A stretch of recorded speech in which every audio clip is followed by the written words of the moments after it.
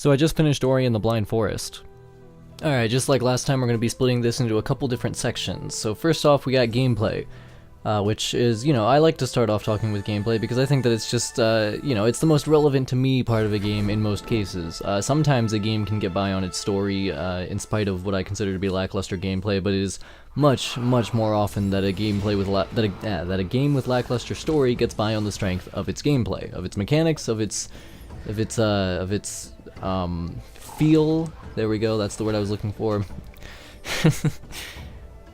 Ah man, it may be a mistake to build a significant chunk of my content around improvising into a microphone rather than scripting things out, but I'm gonna do it anyway because I've never been one to shy away from a bad decision. But yeah, gameplay.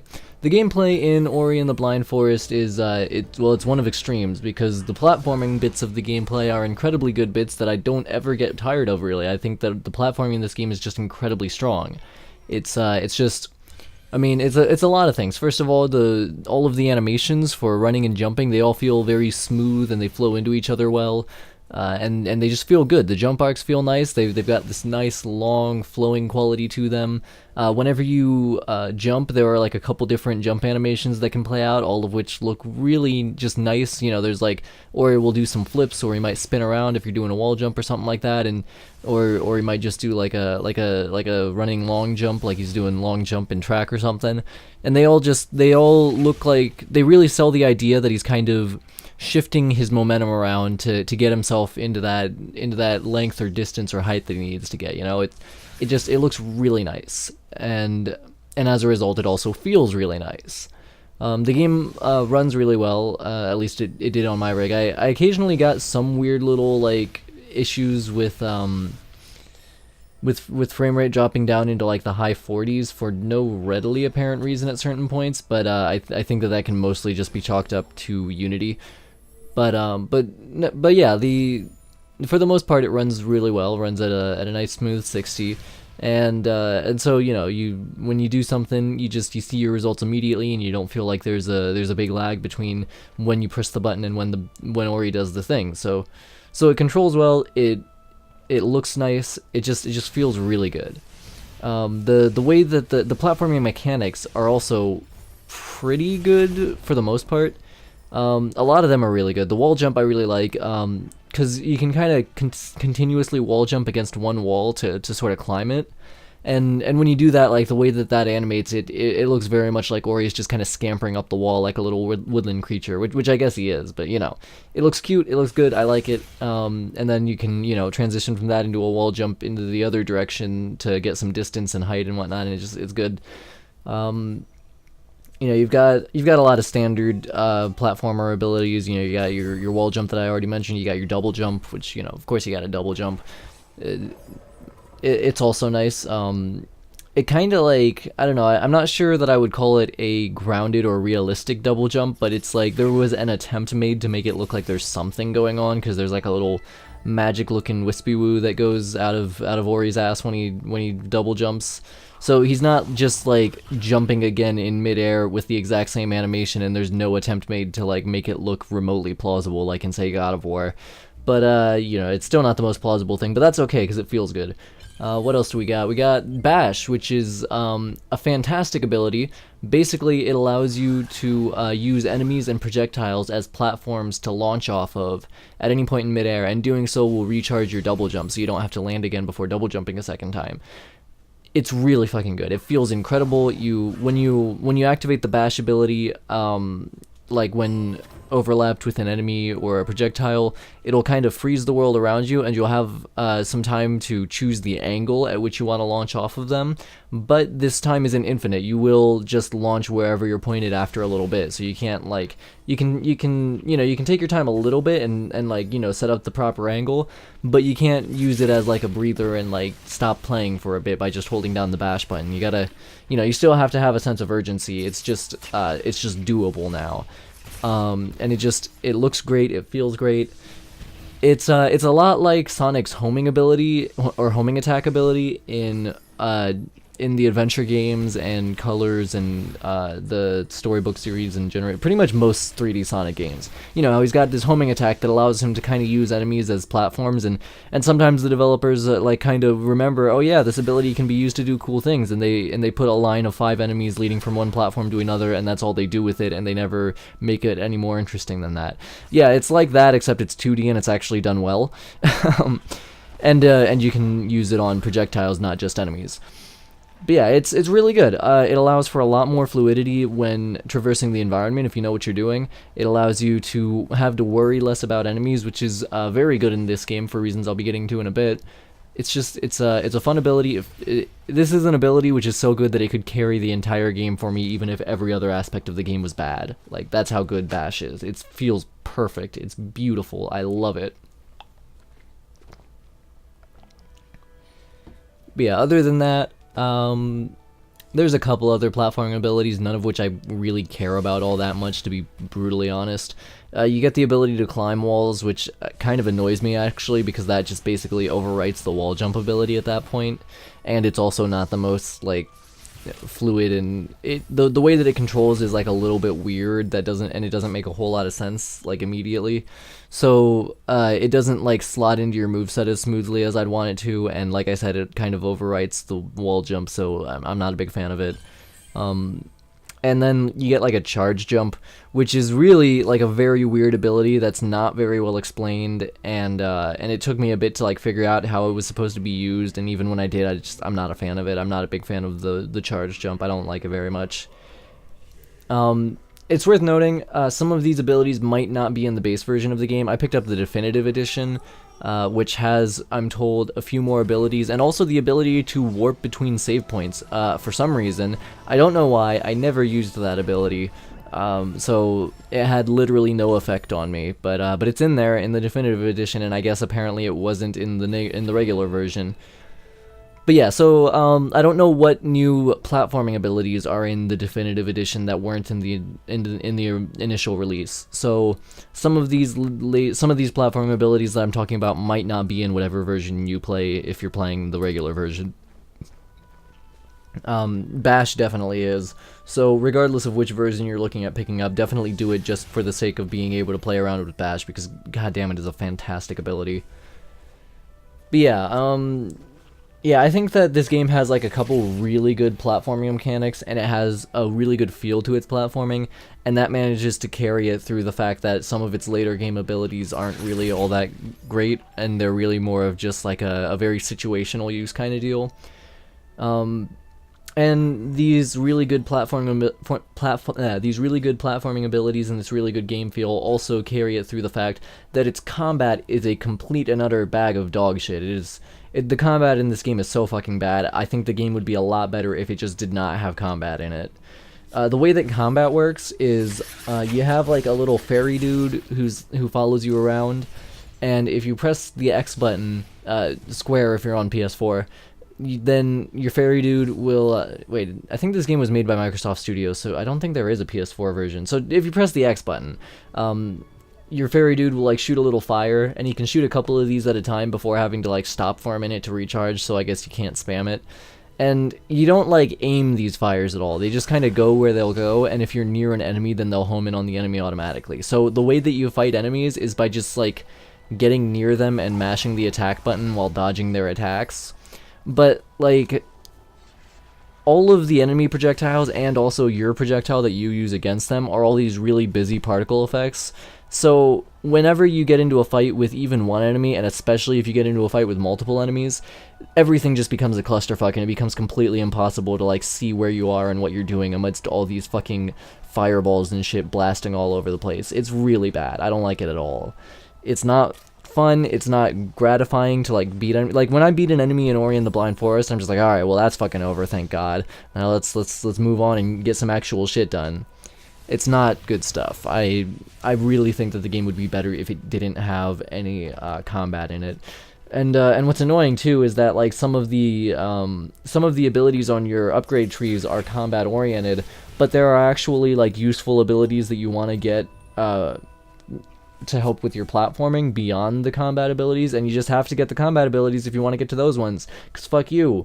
So So yeah, the game is and like it at certain points the game will kind of close a door and not let you move forward until you beat some enemies. So you've got is this really shitty combat system that is not any fun and that I would not and that I don't want to engage with, but the game is making me engage with it's making me play it do combat sometimes even though I don't want to. It's making me get combat upgrades even though I don't want to. Well, I mean, I guess I sort of want to get the combat upgrades because they do all like make the combat faster and easier to get through. So it's just like they're more just like upgrades to experience than upgrades to your character. They just make the combat slightly less long and tedious and retarded. But regardless, yeah, the combat system it's trash. The game would be better without it, but like there seems to have been like actual effort made to integrate it to the game and make it so that you can't play the game without engaging with the combat, and I don't like that because the combat's terrible. Fuck the combat in this game. It's so fucking bad. It also gets really fucking annoying when like you get like life upgrades over the course of this game, because this game's a Metroidvania in case you didn't know. So you got like life upgrades and all that kind of stuff where you get more health and you know that's fine. But the problem is that as you go through the game, when you get into the later levels, enemies do more damage, and the amount of damage that they do increases pretty like roughly evenly with your health increasing if you're getting like things that are on your way but not going out of your way to go and find every last life upgrade. So it's like there's not even a point to having either enemy progression or a progression in the amount of health you have. They could have just had the enemies be the same difficulty throughout the entire game and had you only have 3 hearts throughout the entire game, and it would not have changed the way that the game is balanced, because the game is just not it's just not set up in a way that it actually like changes the way that combat works over the course of it and makes you feel like like it was really worth it getting those health upgrades. Like you get the health upgrades because if you don't, the enemies damage output will just completely outstrip the amount of life you have, and you'll have no chance. Like you'll have to do everything perfectly if you don't get the health upgrades. So you got to get them, but it's not to make the game easier, it's just to stop it from getting harder. It's not great. I mean, and granted, the early game enemies do stay as weak as they were, so you can go back to early areas and just mow through everything with no problem. But there's not really a reason to, other than just if you're going back to like pick up upgrades. Like the critical path of this game actually does not require a whole lot of backtracking. There's like one central hub area that you go pass through a few times, but it doesn't have a whole lot to collect in it. So there's really no reason that this game needed to be a Metroidvania. It could have been completely linear and it would have worked just as well. Like these levels could have been just a linear progression, and just each level is like a little world to explore, and that would have been fine. But they decided to make it a Metroidvania, but not actually set it up to function like a Metroidvania does. Like in Super Metroid, you're gonna be running through Brinstar and some of the early sections of Norfair and stuff. You're gonna be running back and forth through these areas all the fucking time, because you're gonna constantly be needing to get through them to get to other places. And you know the whole world is set up in such a way to like loop back around itself in a way that makes this as convenient as possible, and it feels really good. It feels like you're fully exploring the whole area. In Ori and the Blind Forest, you go through an area, you go to the end of it, you get into the dungeon, you finish the dungeon, restore whatever element you were trying to restore, and then you just backtrack to the hub area and then move on to the next area and do the same thing there. It's not terrible, but there was no reason that this game needed to be a Metroidvania. It would have worked just as fine as a linear platformer.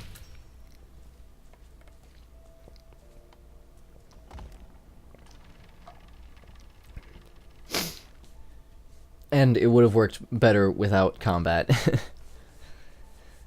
But yeah, but I mean, yeah, that's really like all there really is to the gameplay here. I mean, I could get into like specifics. The way that saving works in the game doesn't really flow very well, because you can only save manually in this game. There's no autosave of any kind, except for like very specific points where it's like, here's a hard bit, so let's put an autosave at the beginning of it. But other than that, it's all manual saving, where you actually spend in-game resources to spawn a save point, and you'll come back to that point when you die, which is an interesting idea. But I really feel like I really feel like any game that doesn't have any form of autosave and that you can only save manually is just going to inherently frustrate me, because when I get into a game, I'm not thinking about saving. You know, when I get into a game, I'm just getting immersed in it and I'm just playing the fucking game. And you know, having to be like, okay, I can save now, I better do that, and you know, it's important to like to remember this very metagamey aspect of remembering to save. It really takes me right the fuck out of it. This is the problem that I have with a lot of Final Fantasy games as well, that don't have any sort of autosave, and that you just gotta manually save each time you go to the overworld. Don't forget. Really pisses me off. I get annoyed at it because again, like, if the game is good, then I'm just going to get absorbed into it, and I'm gonna forget to fucking save because I'm getting absorbed in the world. I'm getting immersed. I'm playing the game. I'm having a good time. I'm not thinking about metagame things like save files. Fuck that. So yeah, the Ori and the Blind Forest does it a little better than early Final Fantasy games do, because it's not like a go into the menu and choose the save function. The save ability is like an actual ability that Ori canonically has in the game, and it's called something. I don't fucking remember what it's called. Soul Link, that's what it was. It's called Soul Link. And I guess it's like some sort of magic that just allows him to respawn after he dies, but you know, it's still a fucking save point. Like, the fact that there was a minimum amount of effort made to try to justify it in universe doesn't mean that it's not a fucking save point. And just like with those Final Fantasy games, when I get really into it and I'm having a good time and I get to a really fun bit that like flows well and I'm playing through it, I'm not thinking about fucking saving, I'm thinking about continuing the platforming. So then I die and I have to go back like 15 minutes, and god, it's so fucking annoying. It's terrible. I really don't like games that only allow you to save manually. It pisses me right the hell off. I mean, specifically if it's the kind of thing where you go back to the last time you manually saved when you die. Like, if it's the kind of thing where like it doesn't have an autosave that will persist after you quit, but it'll have like checkpoints that you can go back to when you die, but those checkpoints are just useless if you turn the game off, that's fine.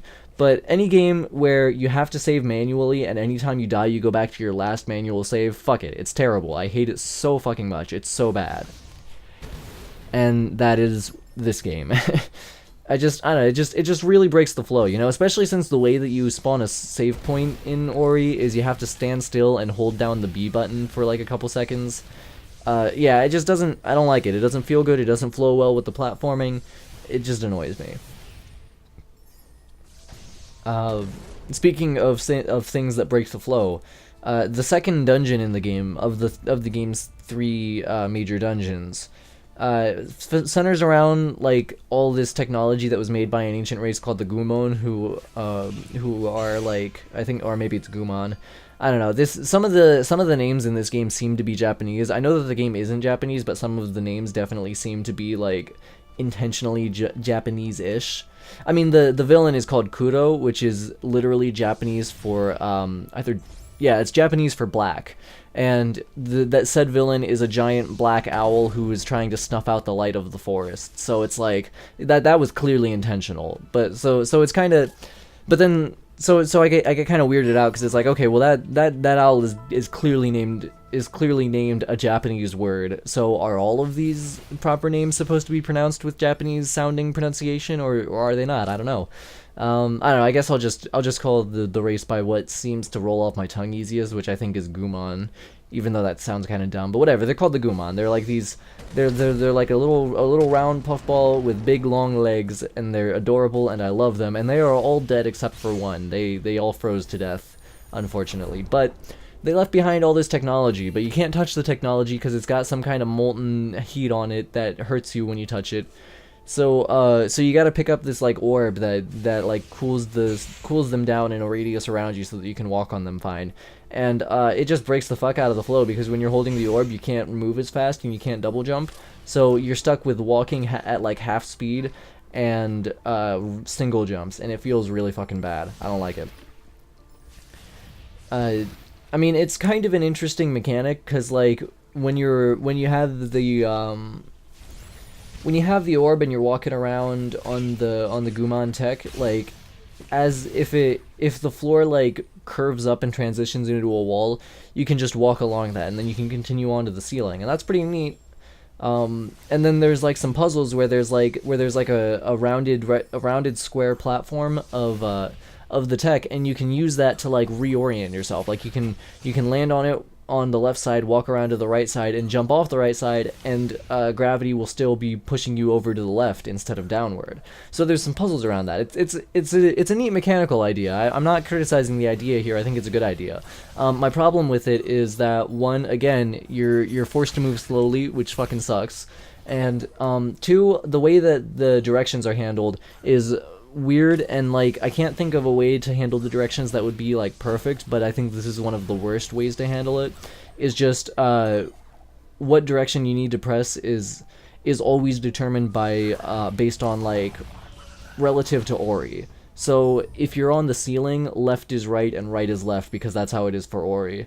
It's not good. It gets pretty it gets pretty like disorienting, and I had multiple scenarios where I just accidentally jumped into a pit because I pressed the wrong direction because I was disoriented by this flipping around mechanic. I think that it would have been much better to just have direction continue to be relative to Ori as long as you hold the direction, but then once you let off, it becomes relative to the camera. Like in a lot of games that have fixed cameras, and in a lot of games that have this kind of stuff going on. But that's not what they went with. So whatever, I guess.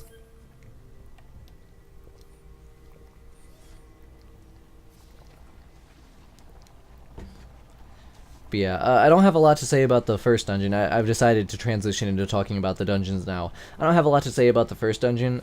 It was fine. It was good. It introduced the bash ability, which I love. The second dungeon I just covered. The third dungeon was really good, I thought, actually. I thought it did a really good job of like really increasing the challenge and requiring a lot more like precision platforming and such, without getting too frustrating with it. Like I didn't have to spend that much time on it. It never got tedious, and you always have a chance to do a soul link before like the different challenges are like sectioned off into rooms, and before you go through each door you have an opportunity where there's some safe ground that you can make a soul link on. So you always have that opportunity to just be able to Super Meat Boy it, you know? I think it's good. The last dungeon also was really good thematically. It's inside of a volcano, so you've got like lava everywhere, and it really feels more dangerous than either of the previous two dungeons.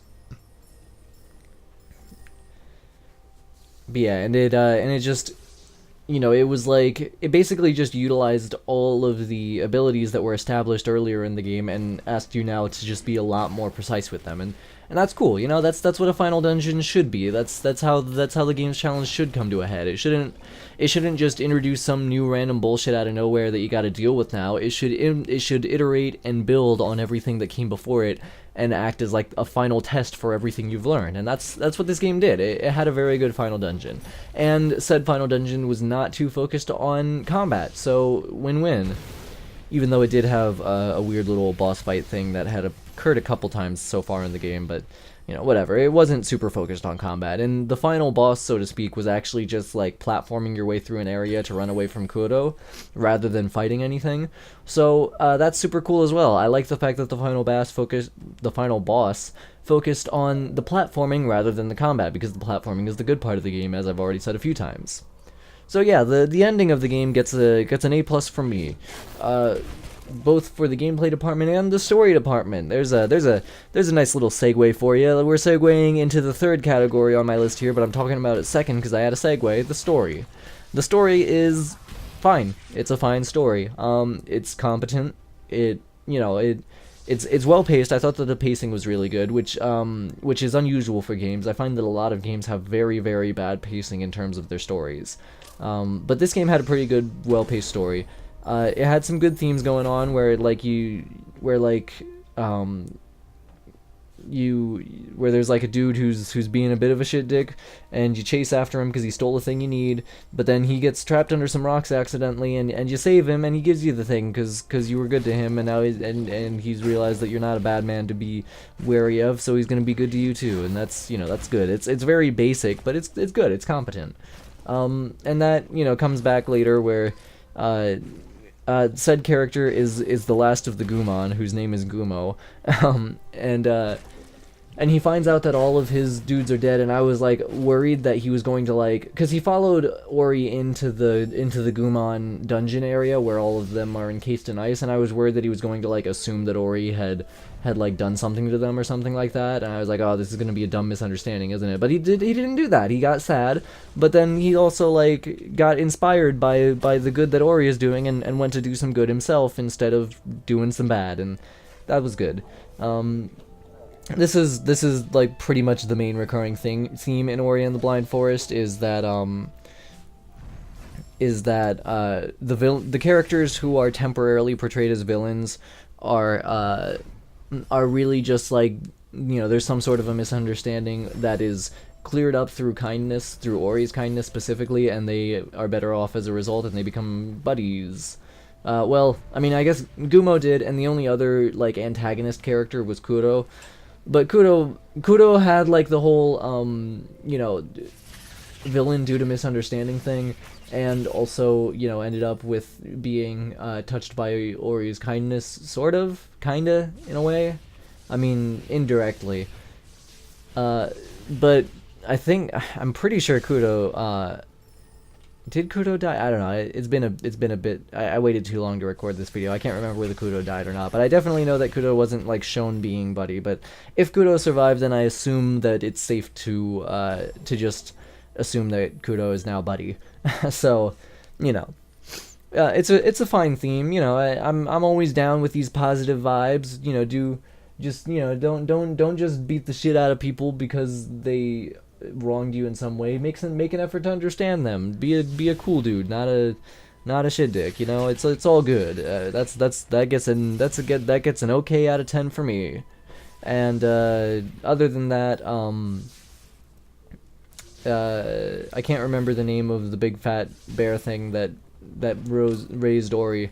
But that thing dies like right at the beginning, and if you're susceptible to being made upset by character deaths in games, then this one will probably make you upset.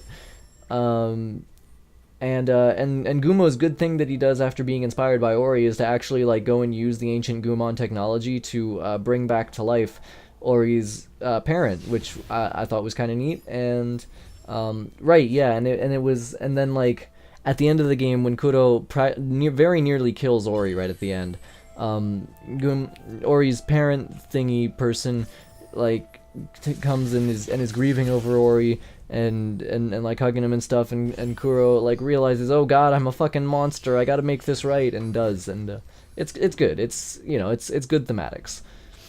Yeah, I don't have a whole lot to say about this story because there's not really a whole lot of it there. I mean, you know, it's basically just you know, the theme that I already mentioned, and the fact that Kuro is not like a pointlessly evil villain. The reason that she like stole the light from the forest is because that light killed her 2 children, and she's got one more egg who she assumes is also in danger of being killed by the light, so she's trying to protect her young. So, you know, that's cool. You know, it was a pretty like, it's a very simple story, and there's not a whole lot to it, but what is there is fine and good, and I would rather there be a little bit of good story than a lot of bad story. I'll definitely take Ori and the Blind Forest story over Metroid Other M's as a randomly chosen example. So, you know, that's fine.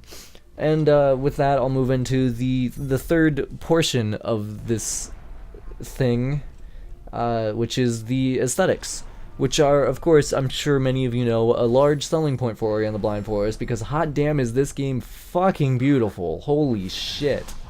I mean, I mentioned earlier how, like, everything looks good, like all the animations and whatnot, but, like, I really mean everything looks good. Like, everything in this game is beautiful. The artist very clearly had an excellent color sense. All of the art looks hand-drawn, except for Kudo. Kudo looks like a rotoscoped 3D model. I'm not sure what the deal is with that, and whether that is actually the case. But everything except Kudo looks hand drawn, I think. I mean, I haven't like super closely examined it, so maybe if I looked closer, I would find that was not the case. But it's what it looks like, just like looking at the screen as a whole in motion, you know.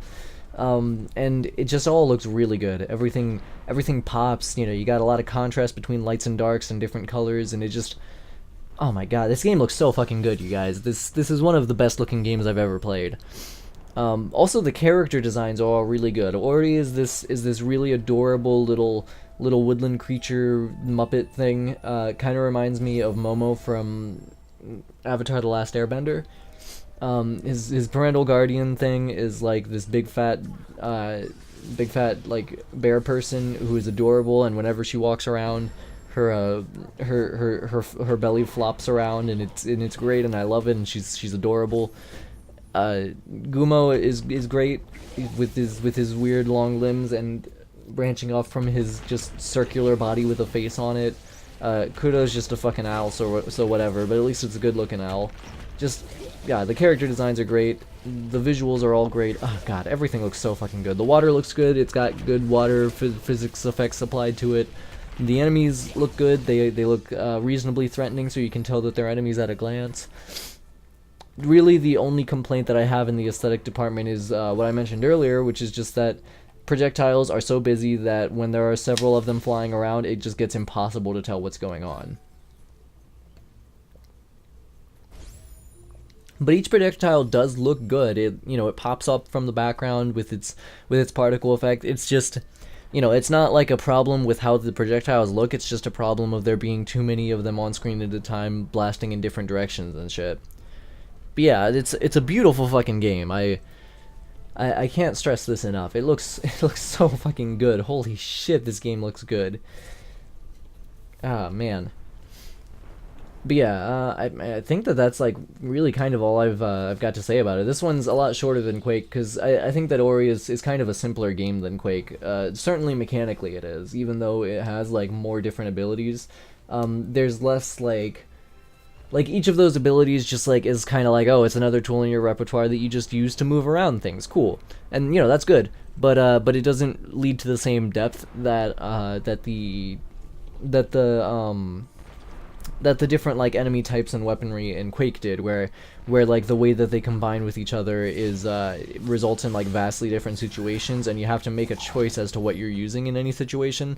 Like in Ori, you can just use all of your abilities at pretty much any time.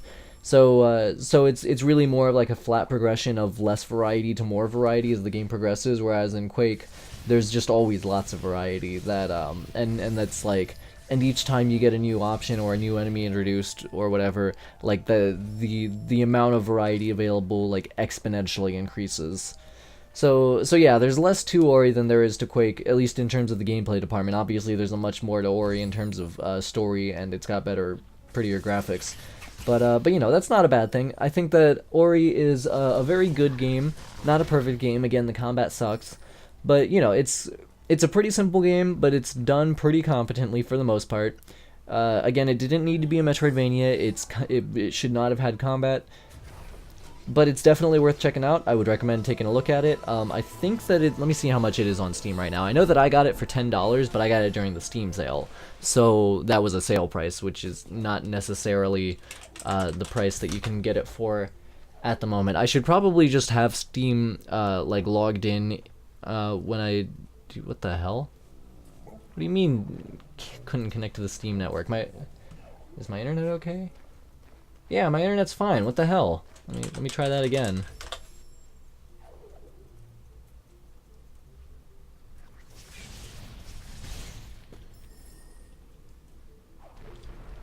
Now it's just not even doing anything. I don't like this. Oh, jeez. Alright, now it's saying Steam is having trouble connecting to the Steam servers. I think this might be a problem on Steam's end. Yeah, let's see if it wants to do this here. But yeah, I got it for $10, but that was during the summer sale, so it's probably not $10 usually. I don't think that it's more than $30 though. I can't remember whether that's accurate or not though. But regardless. It's not a super expensive game. I know that much. I got it really cheap. You can probably get it for pretty cheap, if slightly less cheap than I did. I would recommend it. I would if you can get it for $30 or less, which I'm pretty sure you can, then I would recommend it. Now if its normal price on Steam is more than $30, then wait for a sale, because I don't think it's worth more than $30. But if you can get it for $30 left, definitely take it for a spin. It's a good time. You'll enjoy yourself. So yeah, that's Ori and the Blind Forest. I'm gonna have to think of a way to end these videos, but for now, see you next time I finish a game.